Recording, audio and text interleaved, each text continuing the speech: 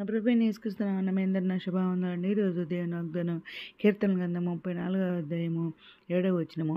యెహోవా యందు భయభక్తులు గల వారి చుట్టూ ఆయన దూత కావలి ఉండి వారిని రక్షించును అనే వాగ్దానం ఇచ్చింది. పరిశుద్ధాత్ముడు అర్ధరాత్రి లేచి ప్రార్థన చేసి వేసి మళ్ళీ ప్రార్థన చేసి దేవుడు అన్నప్పుడు దేవుడి వాగ్దానం చేయించారండి.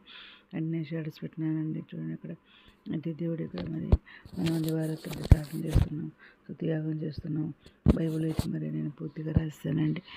ఈ విధంగా చేస్తున్నాము, బైబిల్ చదువుతున్నాం, ఆ విధంగా చేస్తున్నాం కాబట్టి దేవుడు మన ఆయన బైబిల్ చుట్టూ ఆయన దూత కావాలి ఉంచి వారిని రక్షిస్తానని అంటున్నారు అన్నమాట. మనం దేవుని ప్రేమించేవారం కాబట్టి దేవుడు మనల్ని విడిచిపెట్టే దేవుడు కాదనమాట. ఆయన మన తట్టు చూడగా మనం దేవుని తట్టు చూస్తే మనకు వెలుగు కలుగుద్ది అంటున్నారు. వారి ముఖంలో ఎన్నడూ లజ్జింపకపోవని అంటున్నారు. మరి మనం మొర్ర పెట్టుగా యెహోవా ఆలకిస్తారన్నారు. మన శ్రమలన్నింటిలో మనం రక్షిస్తారంటున్నారు అన్నమాట. యెహోవా ఉత్తముడు చూసి తెలుసుకోమన్నారు. ఆయన ఆశ్రయించిన నరుడు ధన్యుడు అంటున్నారు అన్నమాట.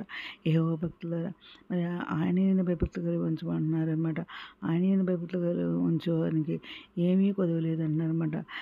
పిల్లలేమో గల వేగలకుంటే ఏమో కానీ యెహోవాను ఆశ్రయించే వారికి ఏమీ కొదవ ఉండదు అంటున్నారన్నమాట. యెహోవా భయభక్తులు కలిగి మీకు నేర్పుతారని అంటున్నారన్నమాట. దేవుడు మరి చెడ్డ మాటలు పలకుండా మన నాలుగని కపటమైన మాటలు పలకుండా నీ పెదాలను కాచుకోమంటున్నారన్నమాట. కీడు చేయటం మాని మేలు చేయమన్నారన్నమాట. సమాధానం వెతికి దాన్ని వెంటాడమంటున్నారన్నమాట. యెహోవా దృష్టి నీతిమంతుల మీద ఉన్నది, ఆయన చెవులు వారి మొరలక చెవి ఎగ్గినది అంటున్నారన్నమాట. దృష్టి చేరే వారి జ్ఞానము మరి వారి మీద భూమి మీద నుండి కొట్టివేయబట్టక యెహోవాకు సన్నిధి వారికి విరోధంగా ఉన్నది అంటున్నారన్నమాట. నీతిమంతులు మొర్రపెట్టక యెహోవా ఆలకించును అంటున్నారన్నమాట. వారి శ్రమలన్నిటిలో ఆయన వారిని విడిపిస్తారని అంటున్నారన్నమాట. వెలిగిన ఉదయం గలవారికి యెహోవా ఆసనాడు అన్నమాట. నలిగిన ఉదయం మనసు గలవారిని ఆయన రక్షించను అంటున్నారన్నమాట. నీతిమంతులకు కలుగా అవతలది అనేక వాళ్ళన్నిటిలో నుండి యెహోవా వారిని విడిపిస్తారంటున్నారన్నమాట. ఆయన వారి ఎముకలన్నిటినీ కాపాడుతారంటున్నారన్నమాట. వాటిలో ఒక్కటైనా విడిగిపోదు అన్నారన్నమాట.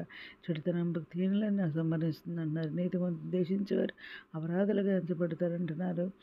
యెహోవా తన సేవకుల ప్రాణమును విమోచించును అంటున్నారన్నమాట. ఆయన శరణ తెచ్చిన వారిలో ఎవరినో అపరాధులుగా ఎంచబడరని అన్నారు. ఎందుకంటే భయం నీతో యుద్ధం చేయవద్దు, నేను యుద్ధం చేస్తాను అంటున్నారు. నా నీతిని నిలుస్తుంది, నా రక్షణ తరతరం ఉంటుంది అన్నారన్నమాట. దేవుడు పొందిన దెబ్బలతో మనం స్వస్థ కలుగ చేస్తానంటున్నారు. ధైర్యం తెచ్చుకుని అదేన్ని ఇబ్బందిగా ఉంచుకోమంటున్నారు అనమాట. జన్మలో సరే మీరు అనిపిస్తారన్నారు. భూమి మీద సమస్యలను కంటే నేను ఇచ్చిస్తాను, నీ ప్రార్థనని నేను సఫలపరుస్తానని చెప్పేసి ఏదైనా మాట్లాడుతున్నారు. ఏదైనా వాగ్దానం అందరి జీవితం కోరుకుంటూ ఈరోజు మనం ప్రార్థన చేసుకుందాం. మహోన్నత సరస్వతి మందిర కన్మనానికి వెళ్ళేది శుద్ధిస్తున్నా తండ్రి. ఆయన మీద ప్రపంచం ప్రతి ఒక్క బిడ్డని పేరు న్యాయం చేసుకోండి. ఆయన ప్రతి బిడ్డ అవసరాలు తట్టిన నాకు తెచ్చిన కోరికలు తెచ్చింటండి. వీటిలో మంచి జరిగి ఉద్దేశాలు దేవుని నిరుద్యోగులు ఉద్యోగాలు తెచ్చండి. ఆదిపిస్తున్న ఆది సాయం తెచ్చండి. అనారోగ్యమైన స్వస్పర్శాన్ని వేదన దుఃఖం దర్శనం వినవని లేతండి. రక్షలేని వారు మారమని తెచ్చండి. మిత్రులు రాని మీరు క్షణమైన స్థితిపడిన కృప చెప్పని అతను భాగం తెచ్చమని మా ప్రభు రక్షణ నేసుక్రీస్తు పరిశుద్ధమైన నామని అడిగి వేడుకొని ప్రార్థిస్తున్నాం. పరమతండ్రి ఆమె మీ అందిన ప్రార్థనలో మా కుటుంబాన్ని కూడా జ్ఞాపకం చేసుకొని మనం చేసుకుంటున్నానండి. ప్రభు సేవలో మీ సహోదరి. God bless you.